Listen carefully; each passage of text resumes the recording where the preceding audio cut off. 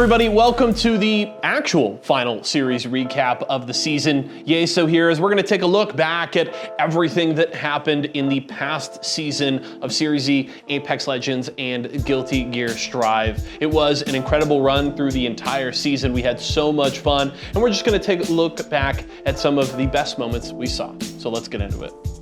Let's kick off with Apex Legends. It was the 5th season here of Series Z Apex Legends, and so many different stories over the past 4 led up to what was going to be an absolute banger. Coming into the season, one of the biggest storylines was, of course, Team Vizio coming off of their Season 4 championship, then became Team Esports Arena, and that meant a new squad coming in to try and fill their shoes. The new Team Vizio, known as Void during the qualifiers, had a lot of talent and came in blazing, just the same as Vizio did in Season 4.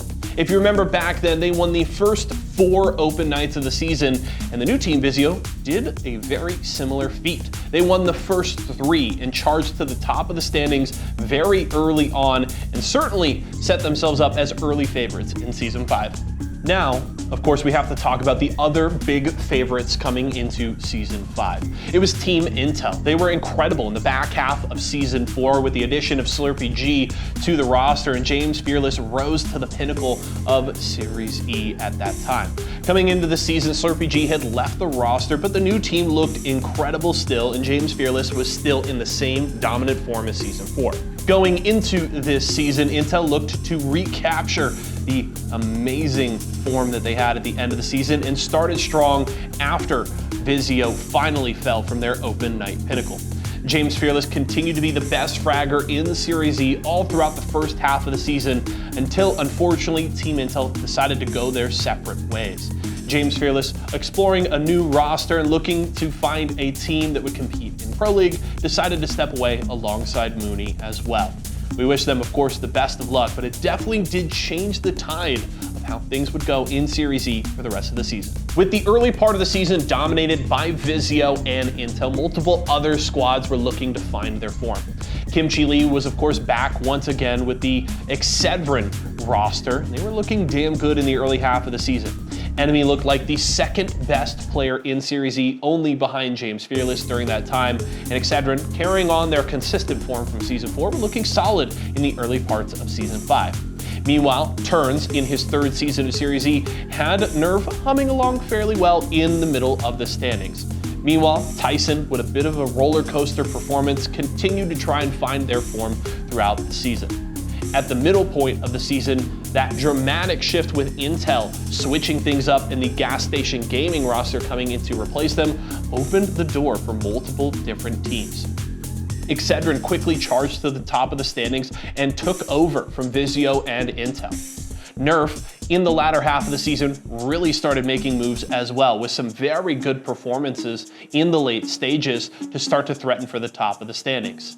At the end of the season, it became a battle between Excedrin and Nerf for the top of Series E in Season 5, and ultimately, Turns was finally able to capture a Series E title at the end of his 3rd season with a last-moment push. Nerf going into the last week still were trailing Team Excedrin, but their stellar performances in the final 2 nights of the season captured them the title as Series E champions.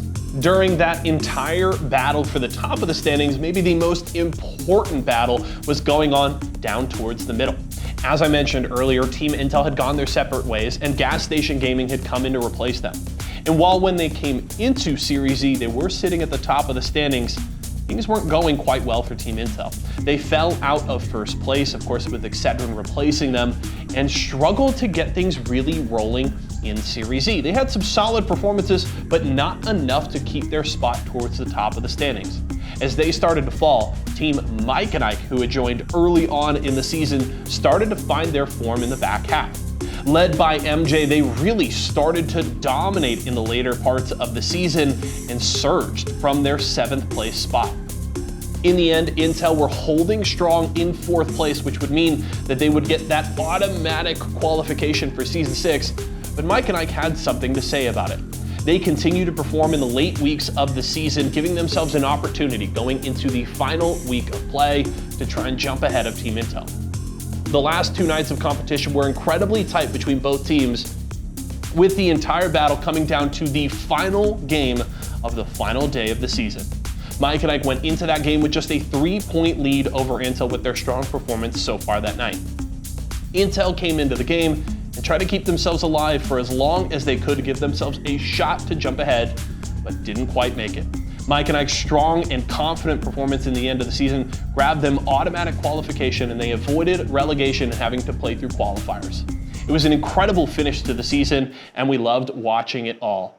All of our teams this season had incredible moments, plays, and nights all throughout the season. It was so much fun to watch, and it was definitely the most competitive Series E Apex Legends has ever been.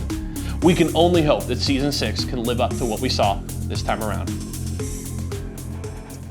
Now for some Guilty Gear Strive. Coming into the second season, of course, we were on the heels of the Jonathan 10A Championship in Season 1.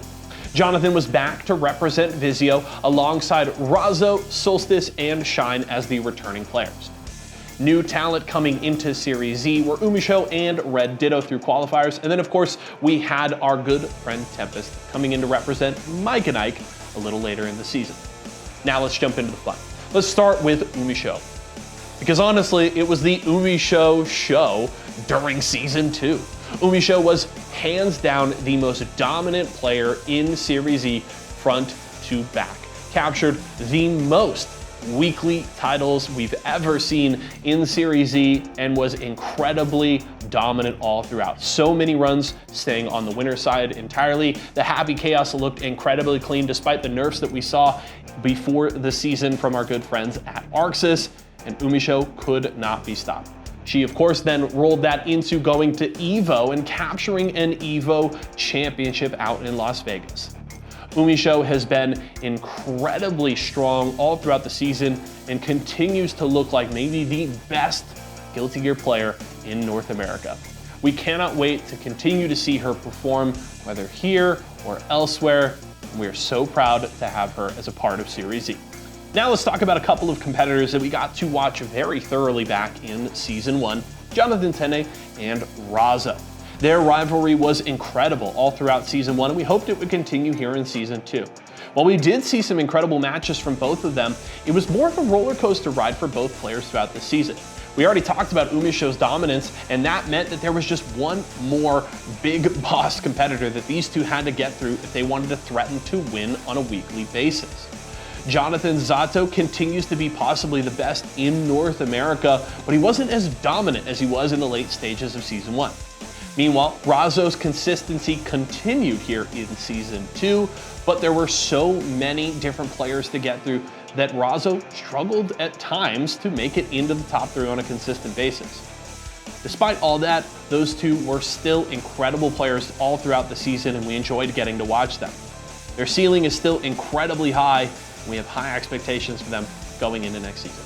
Now, of course, you can't talk about one RAM player without hitting on the other. Solstice and Red Ditto. Solstice finally with some competition in terms of their Ramlethal play here in Series E, and Red Ditto did not disappoint.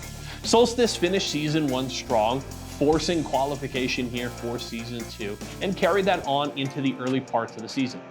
Despite that, though, some struggles later on in the season did hurt Solstice's results.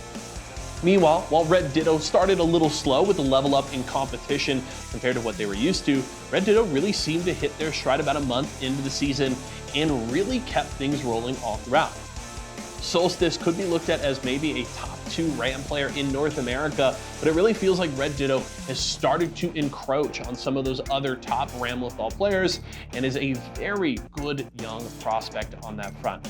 We look forward to seeing more from both of them as the season continues and really think the ceiling remains incredibly high for them both.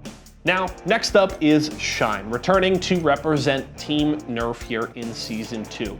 Shine's Potemkin was honestly incredibly impressive all throughout Season 1, and we enjoyed watching him all throughout. The hard part for Shine, though, was Potemkin saw some significant nerfs coming into the season that really threatened his position as one of the most impressive players in Series E. Shine, understanding that, did look to switch things up, trying out some other characters, most notably the Geo. And while Shine continues to be very mechanically talented, Shine certainly did suffer from some of the nerfs that we saw to Potemkin, who became one of the worst characters in the game, bar none. The Geo did see some play here in Series E as well as in other major tournaments, but Shine certainly did struggle throughout the season. We certainly hope for either some Potemkin buffs very soon, or that Shine maybe finds a character that speaks to him just as the Potemkin did, because we know that Shine is so talented, and when he is in his happy place with these characters, he can absolutely dominate just about anybody. Look forward to seeing very much more from Shine very soon. The last player we have to talk about is Tempest, the combo breaker champion who came in hot to Series E this season. Tempest started very strong and was honestly, other than Umisho, probably the most consistent player all throughout the season. It was rare to see Tempest outside of the top 4 when he showed up on a Thursday night, and he of course was an incredible player at Majors as well, finishing top 8 at EVO during that time. Tempest Leo is possibly the best in North America. Razo seemingly the only one on that character that can truly challenge him. And the other thing for Tempest was he seemed to be Umisho's kryptonite. The one player that Umisho consistently actually struggled playing against was Tempest, as Tempest seemed to figure out what was making that happy chaos tick. Tempest was able to take multiple different sets off of Umisho throughout the season and continue to be the only consistent roadblock Umisho would ever see. Tempest may be one of the most talented all-around players in North American Guilty Gear Strive, continues to grow and learn, and we cannot wait to see what's next because we think there is a Tempest coming very soon. All right, everybody, that is the end of the season. It was an incredible run and so much fun to take a look back at some of our best moments in Apex Legends and Guilty Gear Strive from this past season. We cannot wait for the next season to start up. And if you want more information about all of that, go check out the brand new esportsarena.com. You can see all the news about qualifiers, format changes, and more. And of course, the announcement of Series E MultiVersus. So head over there today and we'll see you again soon.